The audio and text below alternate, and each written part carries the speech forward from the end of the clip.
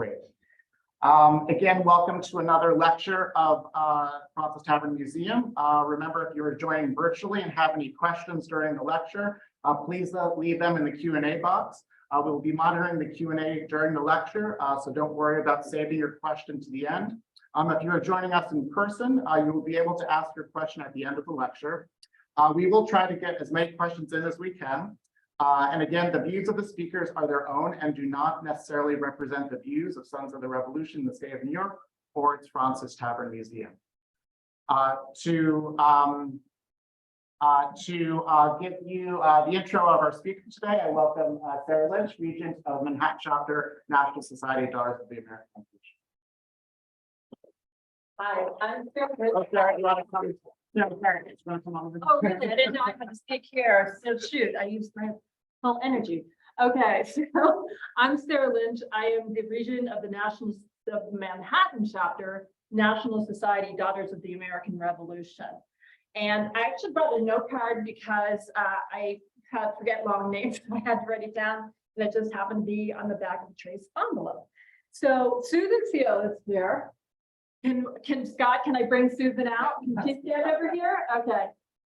So this is Susan Seal. Susan is a very impressive person, and she is the founder and president of, and this is what I had to write down, Friends of Odell House Rochambeau Headquarters. And that's where we get involvement of audience involvement. We're going to say it together, okay? Everybody, I'll say it first. Friends of Odell House Rochambeau see, thank you. Rochambeau Headquarters.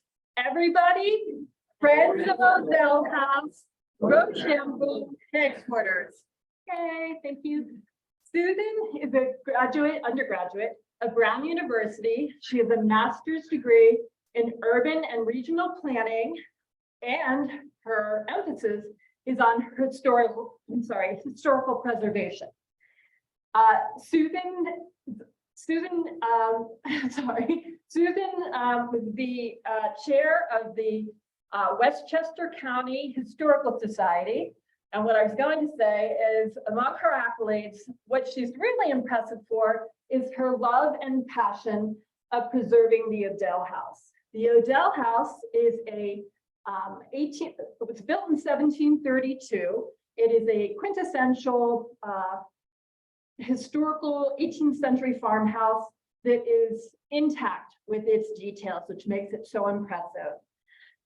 And it was the headquarters of the Comte de Rochambeau. Okay, and with that, I present Susan Seal. Thank you for being here, Susan. It's a privilege and a pleasure.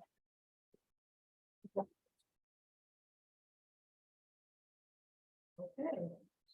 Welcome everyone to the story of Odell House. I'll forget about the Rochambeau headquarters for now, in Hartsdale, just 20 miles away. I thank you for the opportunity to speak in this historic building to a distinguished group like yours. All of us are working to educate the public about the role played by New York in the American Revolution, and Odell House is a major part of that story.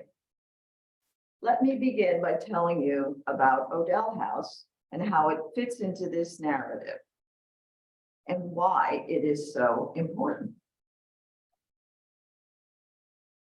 From a purely architectural point of view, at close to 300 years old, Odell House represents one of the only surviving examples of Dutch timber frame houses remaining in Westchester County. It is one of only 2 tenant farmhouses remaining from the era of the Phillipsburg Manor, and the only one that has survived in an unrestored state. It has been only slightly modernized, and each section remains unrestored almost completely as the year of their construction. The house has never had central heating, central plumbing, and much of the original woodwork remains. In the 1730s, Greenburgh was part of Frederick Phillips' patent, the Manor of Phillipsburg. That consisted of 90,000 acres extending from the Bronx line all the way to the Croton River. The first Frederick had come to New Amsterdam as a Dutch immigrant carpenter in 1653. He managed to maintain excellent relations with the British after New Amsterdam became New York, and a fortuitous marriage to a wealthy widow helped him accumulate what eventually totaled 81 square miles. What would that be worth today? In 1732, See the whole screen. oops,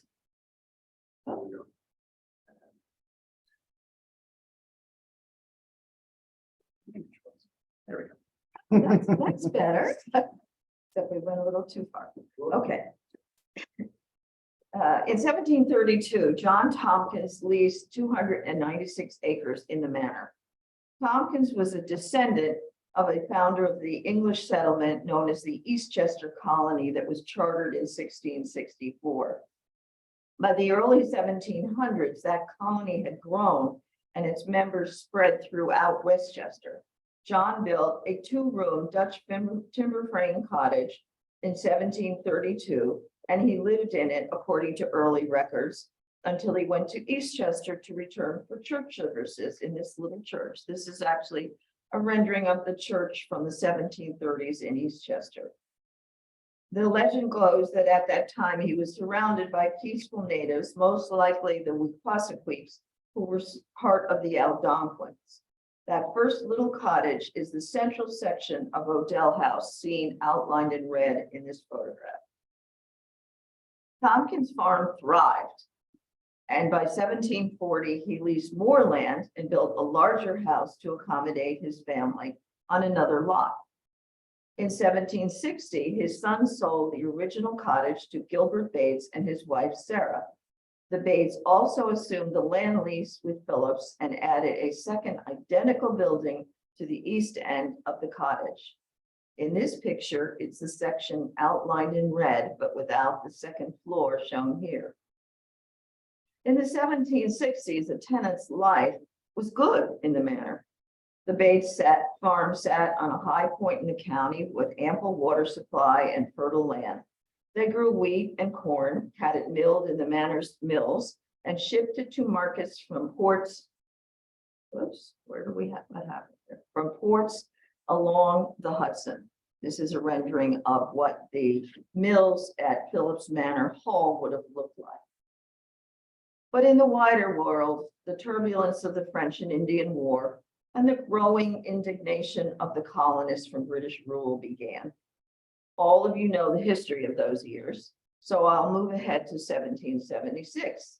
By this time, when George Washington had to retreat from Manhattan and move his battered army to Peekskill, Westchester became known as the neutral ground.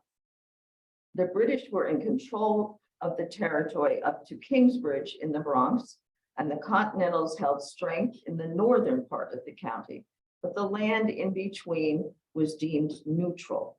In fact, it was more of a desperate, scorched earth, with a mostly apolitical population who resisted taking sides. Most of the tenant farmers and small landowners just wanted to live and farm as they had done for decades. Typical New Yorkers, they were more concerned with economic stability than political turmoil. However, they lived between two large occupying armies who were desperate to provide food for their troops. This is from James Fenimore Cooper's The Spy, and it shows, I don't know if it's loyalists or patriots coming to take whatever the poor tenant farmer has left in his house.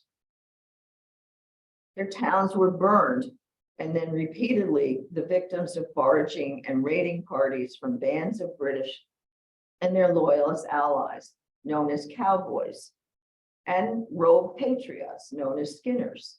This is an image of James Delancey, the loyalist sheriff of the South Bronx. You can see the cattle behind him that he is driving south to the British, having confiscated it from a Westchester farm. Hence the name Cowboys. Now, let's move on to the most important event that occurred at Odell House, the Phillipsburg Encampment and the French-American Alliance. From the beginning of the war, the founding fathers knew They needed the support of other nations. As early as March 1776, Benjamin Franklin was in Paris negotiating with Louis XVI and his court. Many French nobles were enamored of the ideals from the Enlightenment that they saw embodied by the patriot cause.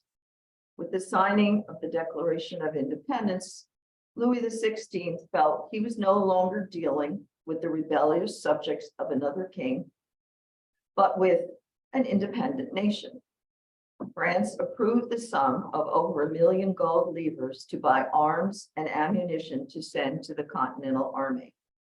In Trumbull's painting of the victory of Saratoga in 1777, it now hangs in the rotunda of the US Capitol, the cannon and the arms are French.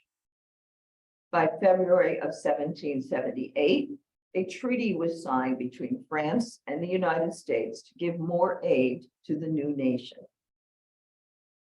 But the years of 1778 and 1779 saw too many British victories. Washington was defeated in Pennsylvania, the British occupied Philadelphia, and things looked bleak for the Patriots. But Lafayette went back to France to plead the cause of the revolution. Everyone knew that more than arms were needed. George Washington wrote to his friend John Lawrence, "I am at the end of my tether. Now or never, deliverance must come." Finally, at the beginning of 1780, the king agreed to send troops, and he elevated the Comte de Rochambeau to the rank of lieutenant general to lead the forces. On May 5th, 1780, Rochambeau sailed from Brest with 7,000 sailors, 5,300 troops, and 450 officers. They arrived in Newport on July 11th, 1780. Once the French arrived, Washington and Rochambeau began a series of meetings to plan their campaign to defeat the British. It was too late in the year to begin that campaign in 1780, but their final plan was to have the French march south to join the Continental troops in Greenburgh. Washington would set up his camp in today's Ardsley, and Rochambeau would headquarter in today's Hartsdale. Once there, Washington wanted to plan a campaign to drive out the British and regain Manhattan Island. He had always felt that that would mean the defeat of the British. Getting the French troops south meant moving over 5,000 men, at least 100 horses and another 100 oxen over unmapped territory with limited or no roads. General Rochambeau sent his quartermaster, the Comte de Belleville, ahead to map out an itinerary from Newport. The itineraries, John Odell may in fact have been one of de Belleville's guys. The itineraries that de Belleville wrote have been saved in the journals of his aide, Berthier, and they read like 18th century GPS. You cross a hollow and a brook, and then a plain. You come to a place where the road divides in 3 directions. The right-hand road goes over the Bronx River and up a hill and leads to the camp. You go up onto a height, you turn left, come to a ford, and that is General Rochambeau's headquarters. These directions cover the entire march from Newport to Virginia. The route the French followed is now part of the Washington-Rochambeau Revolutionary Route, a National Park Service trail. So the route you're looking at here is Newport, and they came from Newport down here to Westchester. Their final march was the destination down to Yorktown in October. Once the maps were joined for the march and the supplies gathered, the huge force left Newport on June 26, 1781. They covered the 220 miles from Newport to Hartsdale in 11 days. This march has been described as the largest military movement ever achieved before the European theater of operations in World War II. Think of the logistics. Think of the supplies.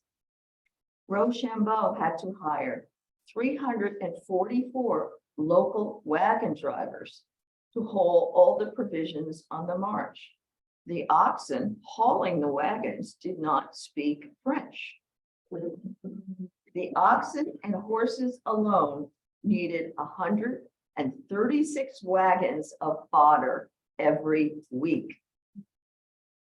Almost 400 men collapsed from the heat.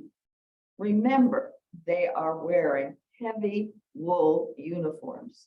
And I might add, mostly they were white. And where did they arrive? After those long days of marching, fording streams, and climbing hills, the troops arrived in Hartsdale on July 6, 1781, at Odell House. If you can follow this heavy blue line, they came down here from Connecticut. They stopped in Armonk, then they came down to Phillipsburg, and they stayed. This is the area that we are talking about right now. After those long days of marching, fording streams, and climbing hills, the troops arrived in Hartsdale. Despite the depredations of the neutral ground years, our Odell House was still standing.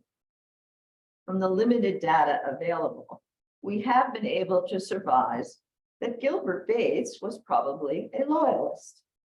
There are fables of him being tied backwards to a horse and driven out of town. And he is listed in the 1778 census as keeping shop in Manhattan. By 1781, his wife Sarah was described as the widow Bates, and she was living with relatives in Eastchester. She offered her vacant house to General Washington, and he gave it to Rochambeau.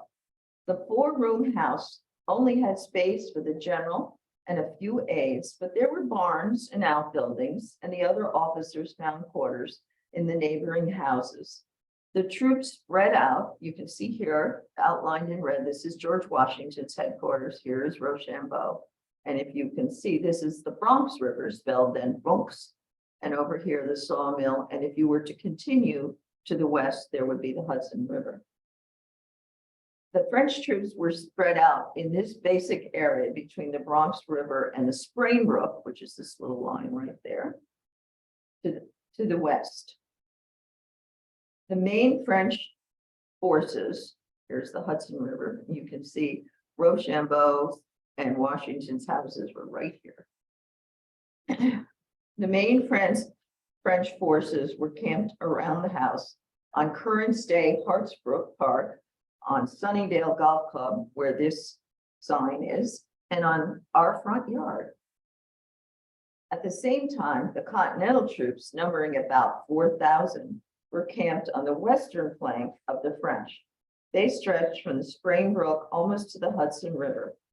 Washington made his headquarters at the Appleby farmhouse, about a mile away from Rochambeau, but sadly now lost. The famous tent that traveled with Washington throughout the war and is now the centerpiece of the Museum of the American Revolution was pitched right here. We will be holding a large event this coming September 30th in Hartsdale, and the Museum of the American Revolution is bringing their replica of the tents as part of that event. So put it on your calendar.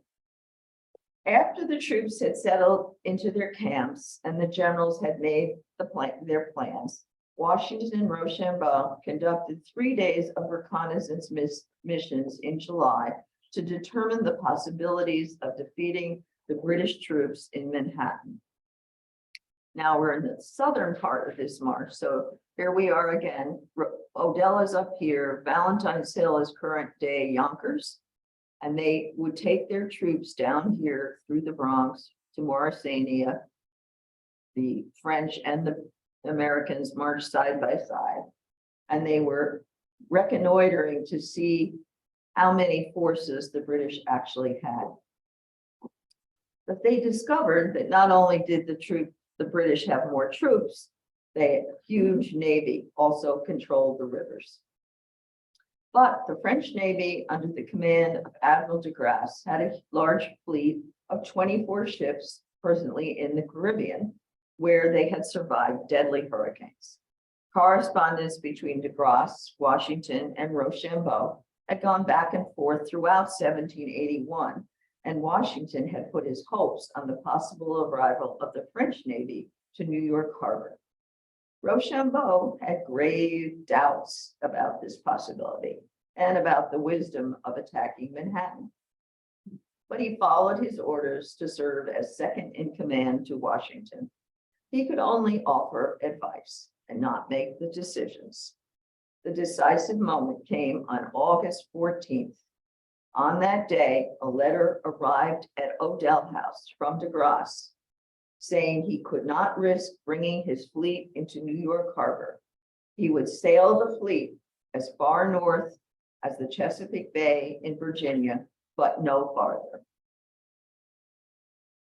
I want you to know that that room depicted in this painting exists almost exactly in this state today. If Washington and Rochambeau could meet de Grasse in Virginia, he would be able to help in their attack on the British. Washington gave up his plan to retake Manhattan, and with Rochambeau made the momentous decision not to attack the British in Manhattan, but to move all their forces quietly south to Virginia.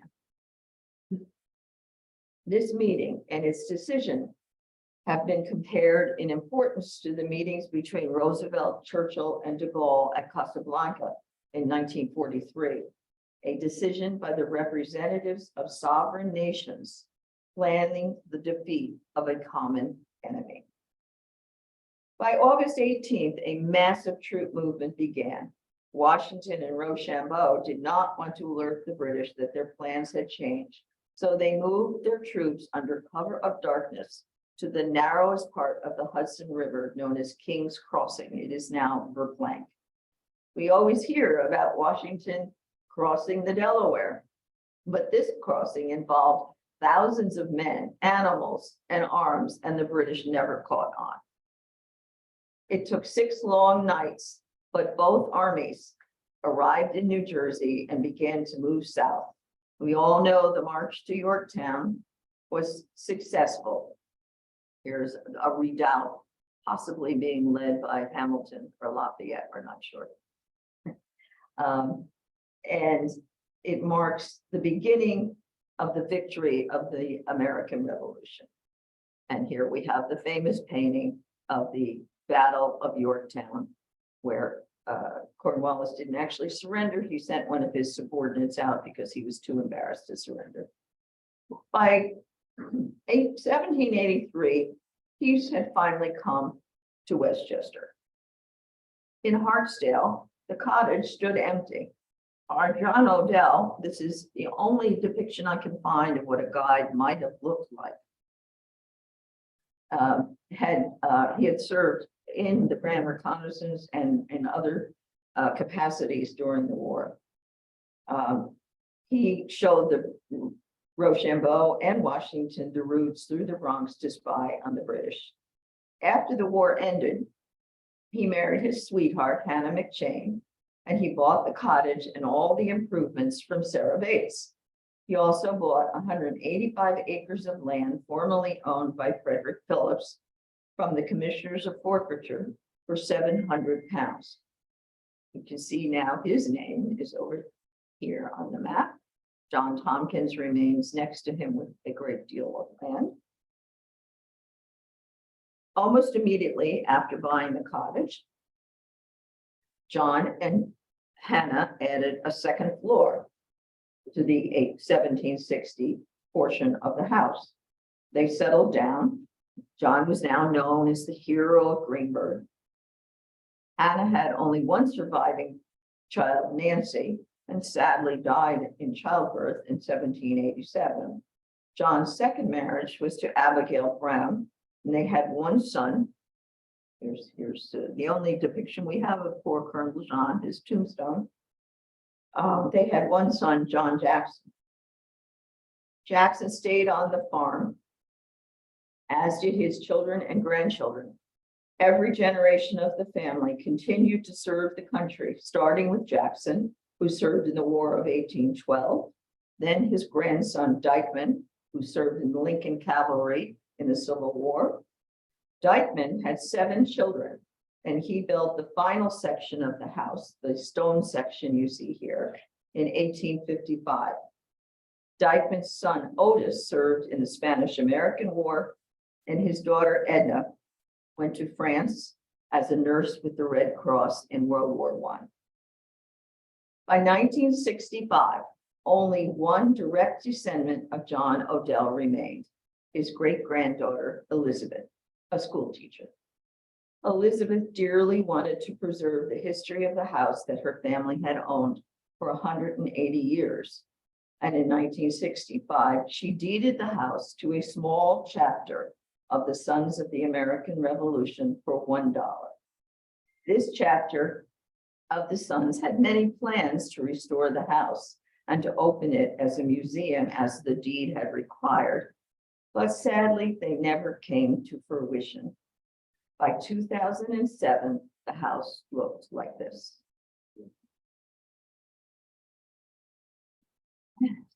The 21st century saw rapid deterioration. A tree fell through the roof and massive rain damage occurred to both the floors and the contents still in the house. There was no security around the house, and vandals were free to loot its contents and disfigure its walls. 2 metal storage containers were parked on the property sometime within the last 15 years. The house was in danger of collapsing or being lost in a fire or a storm. Here are some pictures taken of the house in that era. That is me on my first trip into the attic, looking at trunks that had not been opened for 200 years. This is the Rochambeau room you saw in that painting where Washington and Rochambeau were meeting. Fireplace is still in existence, just needs a little help. This is the second floor, the part that would have been built by John Odell, filled with antiques that were just covered with old sheets, and the ceiling was collapsing. This is the first floor of the 1855 section. You can see how the water damage came and the ceiling was collapsing, and all of the furniture underneath it was badly damaged with water. Again, another shot of the attic. You'll see leather saddles up on top of those trunks. 2 of them are actually side saddles, supposedly one owned by Lady Van Cortlandt in 1800. We don't know if it's salvageable. And this is the second floor of 1855. A tree had fallen through the roof and nothing had been done to protect it. That light you see at the top of this photograph is not an electric light. It is a hole in the roof. The town. So how did I become an advocate for Odell House? In 1998, my husband David, here in the front row, and I moved to Rochambeau Drive, about 3 blocks away. We were puzzled about the origin of the street name, but some quick research explained the story of the French Alliance, its significance in American history, and the fact that it happened right in our neighborhood. I soon realized the significance of that abandoned wreck around the corner from us and began a campaign to save the house and open it as a museum. After years of advocacy and a term as president of the Westchester County Historical Society, my efforts received support from the Town of Greenburgh supervisor, Paul Feiner. He joined me in realizing the importance of the site in American history and also the urgency to save it from collapse. The town brought this giant crane and covered the roof with a tarp. It took months of negotiation with the SAR, but on March 4th, 2020, title passed from the SAR to the Town of Greenburgh. The Friends continued to work with the town to prevent more vandalism, to install a security fence, and to save the contents. The town received the first grant from the New York State Department of Parks, Recreation, and Historic Preservation, a matching grant totaling $1.2 million. Plans were drawn to stabilize the structure and to prevent its collapse. While that was happening, the Friends mobilized to empty the house.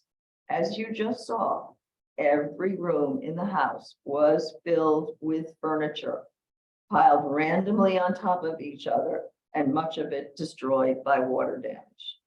There are two board members here with me today, my husband David and Vanessa Pasqua. With other board members, we spent hours in that cold house, masked because it was COVID and it was dusty, and gloved, packing dozens of crates of pottery, horseshoes, plow heads, broken dishes, and linens. Here we are in the house. The Odells threw nothing out. They were the original hoarders. And we didn't want to make hasty decisions. The perfect example of this was a length of cloth that the men thought was an old drop cloth. Vanessa and I decided we should look further. And as we held it up, it was clear that there was something in it. We feared a dead cat. There had been several found already. But no, out fell this beautiful carpet bag from the Civil War era. There were dozens of books, mostly destroyed by the water damage. But we did rescue the most important pages from the family Bibles.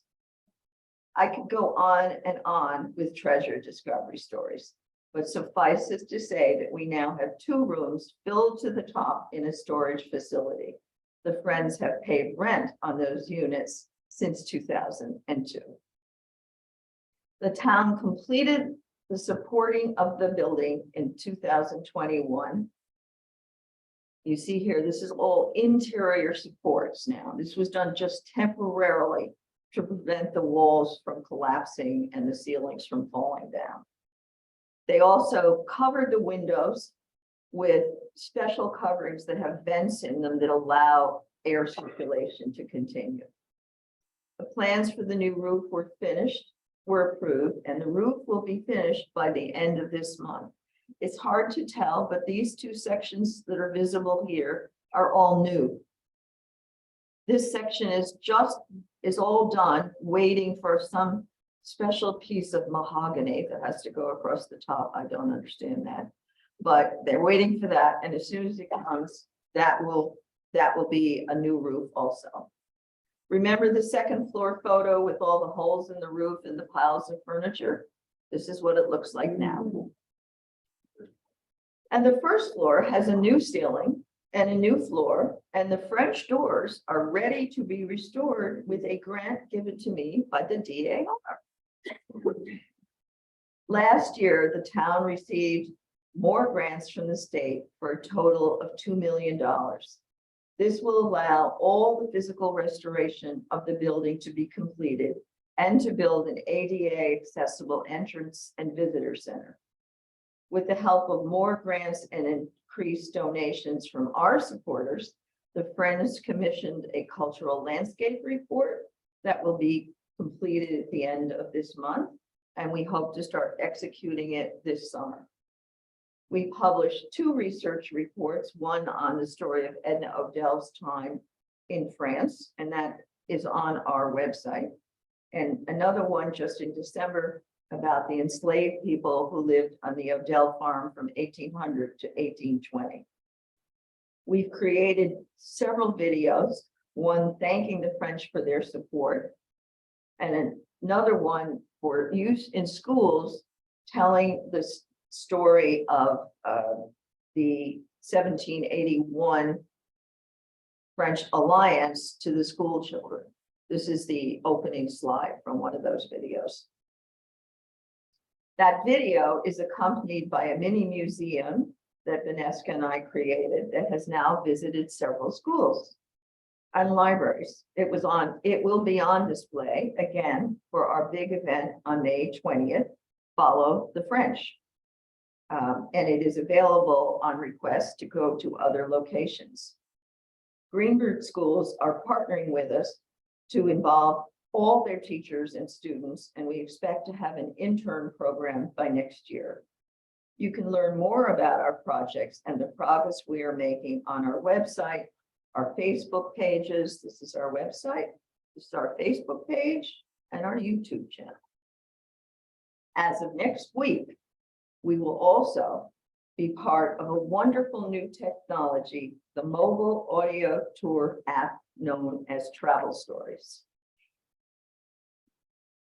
The work to restore Odell House Rochambeau Headquarters has received the support of Westchester County officials, of Senate Majority Leader Andrew Stewart Cousins, and of other members of our state delegations. This year, we hope to extend that support to the federal level. We can now tell you the exciting news that the museum will be open by the fall of 2025 in time to celebrate Rochambeau's 300th birthday. We plan to have a grand reopening then, but in the meantime, please mark your calendars for May 20th and September 30th. Come and join us, visit our site, help us create this museum, a site to learn about the wonderful alliance between France and America that won the revolution.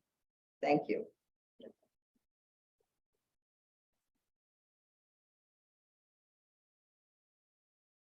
Thank you so much. Does anybody have any questions, either here on site or online, virtually? The cameras are on. No, it's also, it's just nothing. Okay. All right, let's leave them up. Sure. Sorry. Any questions? I'm looking online here. Okay, I have a question here. How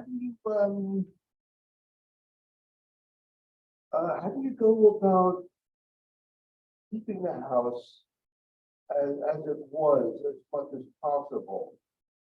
And considering the damage that was done and the renovation work required, how do you balance the two? Yeah.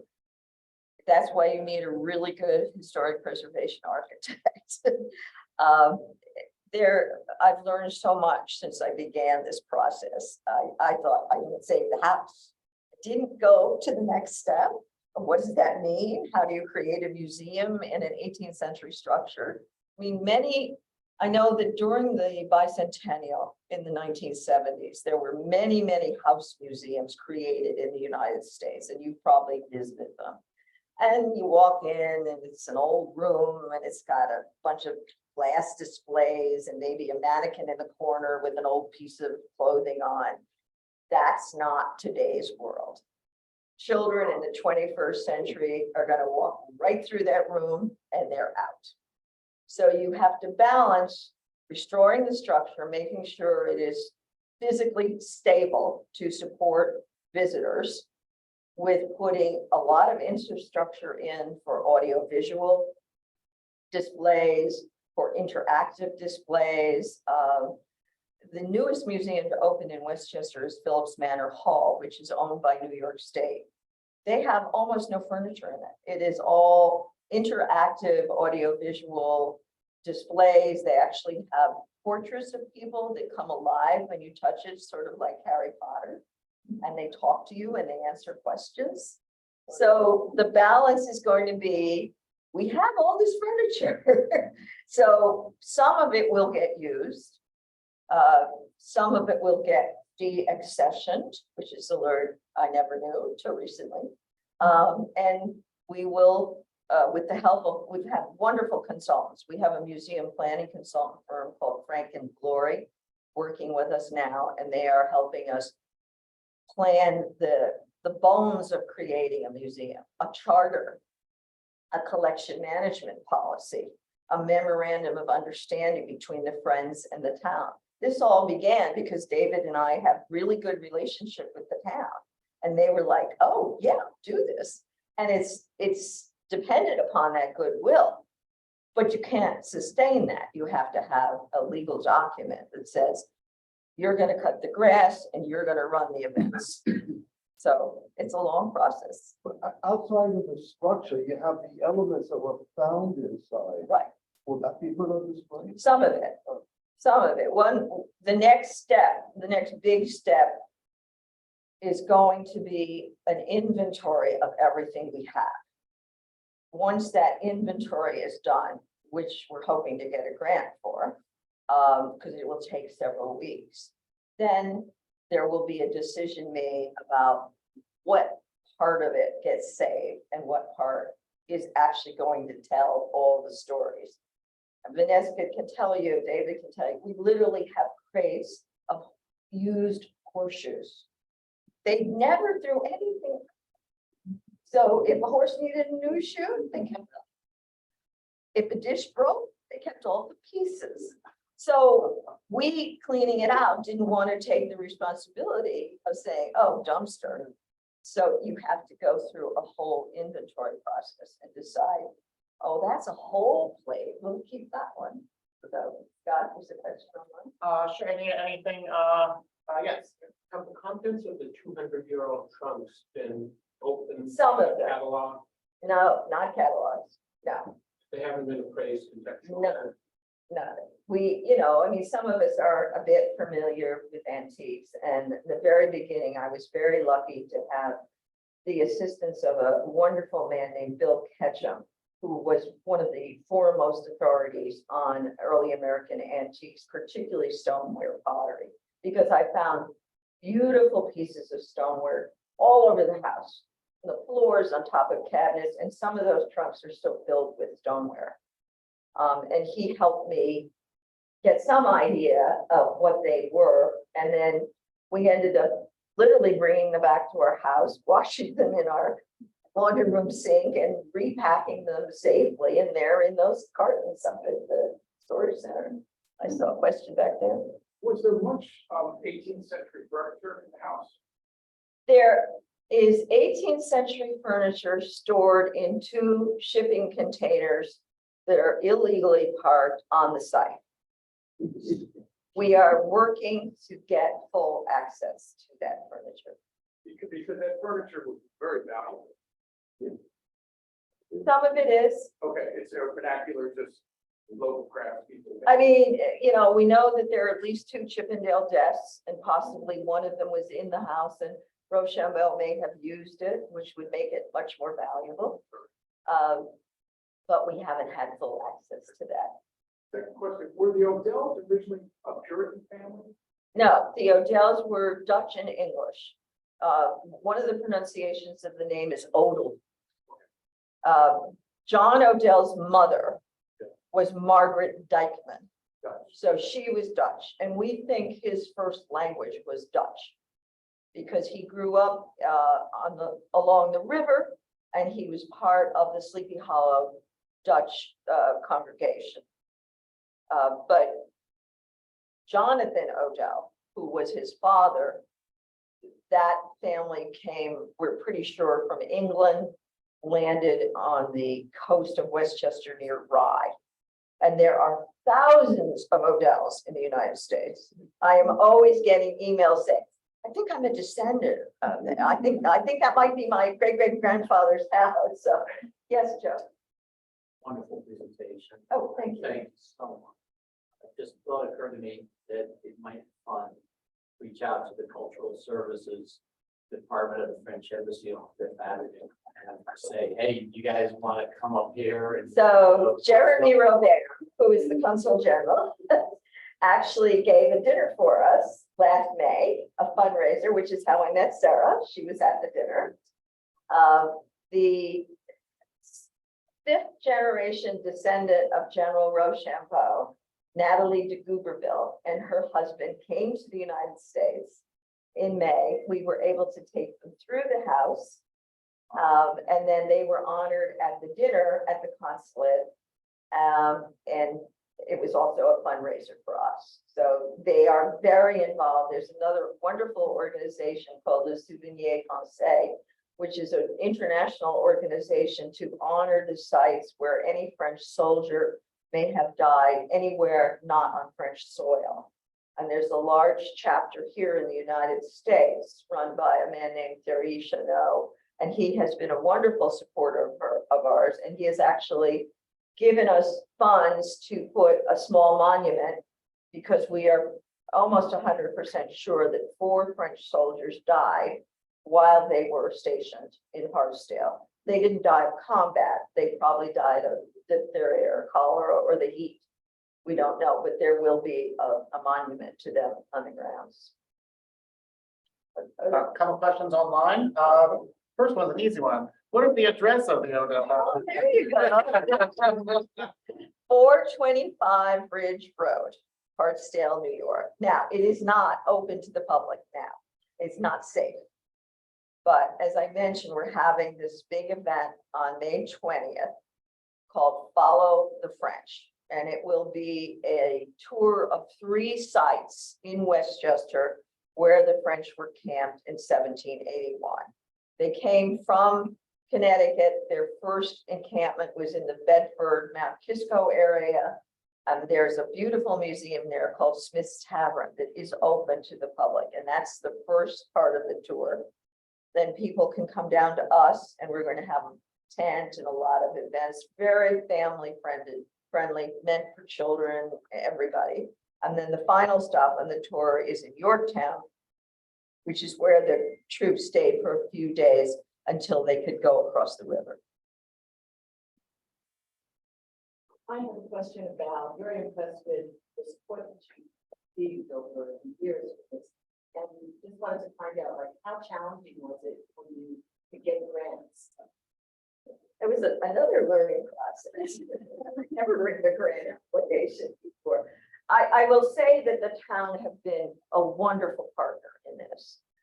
They have a gentleman who is the Commissioner of Planning and Economic Development named Garrett Duquesne, who excels in writing government grant applications. They're 250 pages long. Yeah, so that first grant of the town put up 600,000 and the state matched it with 600,000, really got us going. And then we got a second one that just this past December, which the first grant is covering what we've done, the roof, the stabilization, and then in July, they will start redoing the whole exterior and the windows. The second grant, the second $1 million, will be how do you design a museum and how do you put exhibits and creating the rooms. The third $1 million is going to be for the handicap accessible entrances and a wonderful visitor center. I got grants that nonprofit grants tend to be a lot smaller than $1 million.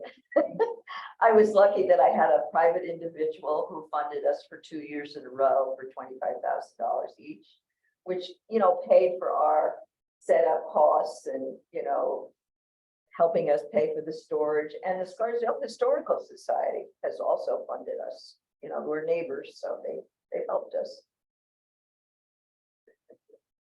Oh, another one. Is there a website Yes. you have or an address we could? OdellRochambeau.org. OdellRochambeau.org. Okay, thank you very much. If you just search for Odell, you get, what's his name? He's an athlete. Odell Beckham. You gotta go OdellRochambeau.org. And we also have a Facebook page. We also take donations through our website, in case anybody would like to support us. We're always looking for more volunteers. I have a wonderful board of 15 very knowledgeable, helpful people and some fabulous volunteers. One of them is with us today. It's just been a great group to work with. My husband and I retired, and now we have this another entire career. So it's just been terrific. There's a great movie about 5 to 6 minutes on the website, which in literally 6 minutes tells you the whole story of how they got together and the deep decision. Don't attack the position, you must attack on your own. I don't know about You're making this available to the schools and everything. Yeah, you might really well, very well. Yeah. I mean, none of us, you know, the requirements of studying US history now in the 4th grade, the 7th grade, and the 11th grade. don't even know if they talk about the French Alliance. You know, I don't think many people know. We didn't know, you know, why is this street named for a French guy? That was all we knew. And you know, we're fairly history oriented, obviously. So I think get the word out. How much Sarah. land does it sit on? I'm sorry. How much land does it sit on again? Right, it only has about 0.9 of an acre, not quite an acre And is most of it overgrown now, or? of that land. No, the town has pretty much cleared it out. There were, you know, a lot of invasive species, and that's our landscaper is really working on this cultural landscape report. Then we'll make decisions of, do you have an exhibit that rebuilds the ice house? We have the foundation of the ice house. We have an area where we know there was a corn crib. So you have to make decisions about, do you reconstruct and make that, you know, part of the tour, or do you make it a beautiful native garden? One of the things we know, and this is a work in progress, the 19th century Odells were major farmers. In 1850, they produced 2,000 pounds of butter. The railroad came to Hartsdale in 1843. So they became big suppliers for the New York City market. They were dairy farmers shipping their milk and their butter, obviously. And then they switched from that to being, they had peach orchards and apples and a lot of cider barrels in the house. There's an old cider press. We found a recipe for free peach cordial, and it's from the 18th century, and it's this wonderful script. And it's take a bushel of peaches, take a pound of sugar and a lot of brandy, put it in a broth and leave it for 3 months. And then you're done. Well, we're gonna take one more. One more, yeah. Is there any possibility that you could buy an adjacent piece of land, and add that to, the Odell House, maybe make it? It's a fully developed residential neighborhood. When the Sons of the American Revolution, the New York chapter of the Sons of the American Revolution took the property, there was a separate acre that was left for the children, the last generation. They sold that, and a house was built on it in the 80s. I have a very wealthy donor who wants to buy that house, and he's going to tear it down and give it to us. Now, right now, the people who live in it don't want to sell it, but you know, we might end up with another acre. We'll see. All right. Sarah, do you want to close this out? Yeah. That's really important and perplexing question. The acronym is OHRH. Yes. What happened to the F? Oh, well, we just refer to it as Odell House Rochambeau Headquarters, which is a big enough mouthful. I mean, David and I were in Florida in 2019 having cocktails with another couple who became board members. And we started talking about, well, we think we'll form a nonprofit. What are we going to call it? It was literally the back of a cocktail napkin. And but the legal National Register name is Odell House Rochambeau Headquarters. So we had to put all of it. So if you put friends in front of it, you know, it makes it kind of long. So just remember Odell Rochambeau. If you go to our website, if you go on YouTube and Facebook, you have to put in friends. So, but I think you'll all remember us, right? Okay, thank you all.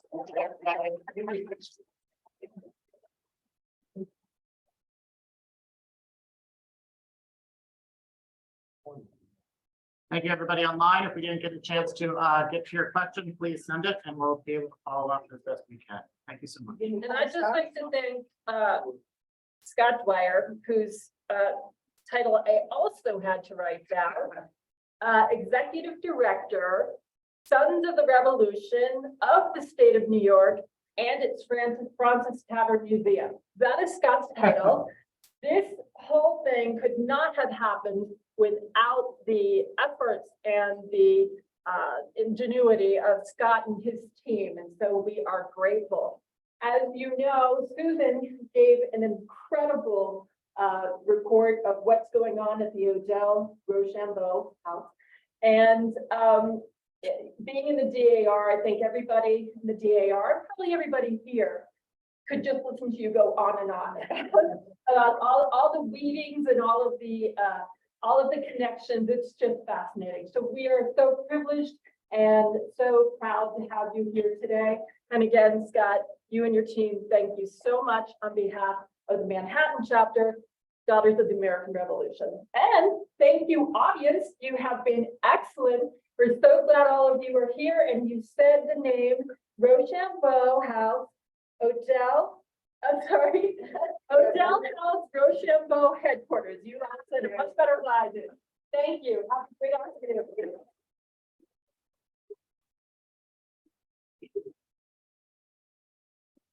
You're not part of it.